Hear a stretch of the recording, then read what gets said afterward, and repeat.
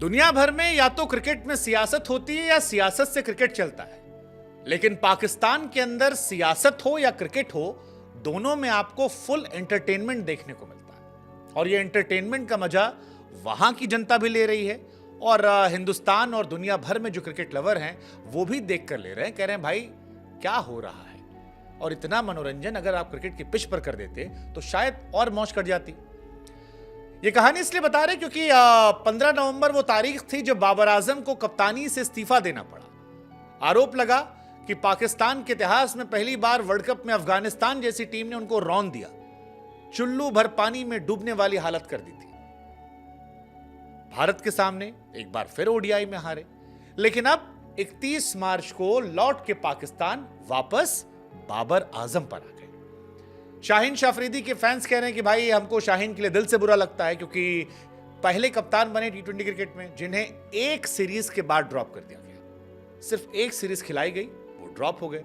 मोहम्मद रिजवान कह रहे हैं कि हमसे ऐसी क्या खता हुई, हमने कौन सा गुनाह किया है और हमारी तपस्या में कहां कमी रह गई, क्योंकि 2021 से लगातार हम मुल्तान सुल्तान को फाइनल में ले जा रहे हैं। अगर पैमाना पीएसएल है तो हम तो इस बार ही फाइनल खेले थे, बाबर तो इस बार ही फाइनल नहीं खेले। और अगर बाबर को तब उनकी परफॉर्मेंस के हिसाब से ड्रॉप किया गया था कि वो कैप्टन मटेरियल नहीं है, तो इस बीच में उन्होंने कौन से तीर मार लिए। लेकिन बाबर आजम फिलहाल पाकिस्तान के कैप्टन जो हैं बना दिए गए हैं और बीते एक हफ्ते में पाकिस्तान के अंदर खूब ड्रामा देखने को मिला। सबसे पहले आप याद कीजिए, ARY चैनल पर बैठकर पाकिस्तान में 3 लोग तंज कसते थे बाबर आजम पर, जिसमें एक नाम था इमाद वसीम का, दूसरा नाम मोहम्मद आमिर का और तीसरा नाम अब्दुल रजाक का। रजाक सिलेक्शन कमेटी में है। इमाद वसीम वापस रिटायरमेंट ले चुके हैं और बाबर आजम के साथ खेलेंगे।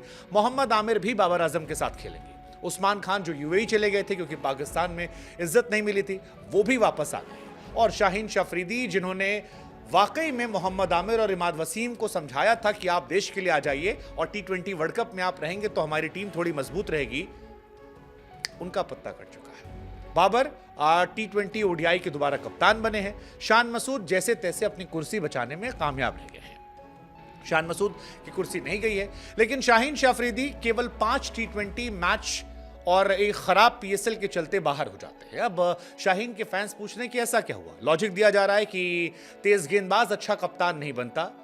अब ये उस दौर में लॉजिक है जब पैट कमिंस जैसा गेंदबाज वर्ल्ड नंबर 1 बना हुआ बैठा है। खैर, बाबर आजम की बात करेंगे तो बाबर आजम ने क्या कुछ किया है वो हम सब ने देखा और उस बारे में हम आपको बताएंगे। लेकिन सवाल ये है कि पाकिस्तान का एंटरटेनमेंट कहां से रुकेगा। और ये एंटरटेनमेंट इसलिए कह रहे हैं क्योंकि जिस मोहम्मद आमिर और इमाद वसीम को पाकिस्तान की टीम में शामिल किया गया है, ये वही लोग हैं जो जियो न्यूज पर बैठकर और तमाम और चैनल पर बैठकर जबरदस्त तरीके से तंज कसते थे और कहते थे कि बाबर तो डिजर्विंग ही नहीं है, आप बाबर कैसे खिला सकते हो। इमाद वसीम के तमाम स्टेटमेंट है कि I don't think Babar Azam should be part of Pakistan T20 team. Mohammad Amir ने कई बार कह दिया था कि यार बाबर को तो मैं अपनी टीम में रखूंगा ही नहीं, he is not a good T20 player. अब सवाल यह कि क्या ये दोनों उनकी कप्तानी में खेलेंगे, क्या बाबर इन्हें खिलाना चाहेंगे अगर वो सिर्फ नाम में कैप्टन नहीं है। और अगर बाबर के पास ताकत है तो उनके पुराने हित मित्र का क्या, क्योंकि बाबर को कैप्टनसी से हटाया 2 चीजों की वजह से गया था। पहला, बाबर कोई भी टूर्नामेंट जीत नहीं पाए थे, उनके नाम पर भी मनहूसियत वाला टैग था कि इनके साथ रहते टीम जीतती नहीं है, फाइनल हार जाते हैं। दूसरा, बाबर मैं, मेरा दोस्त, उसका परिवार, उसका दोस्त, मेरा परिवार, ये कहानी चल रही थी।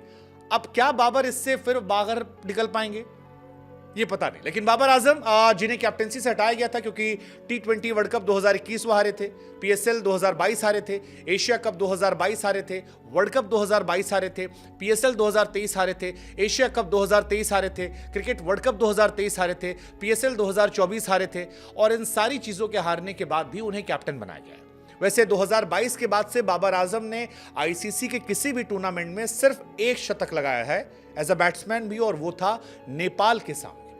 बाकी हर जगह पर, हर सीरीज में, हर मैच में, हर क्रूशियल स्टेज पर बाबर संघर्ष कर रहे थे।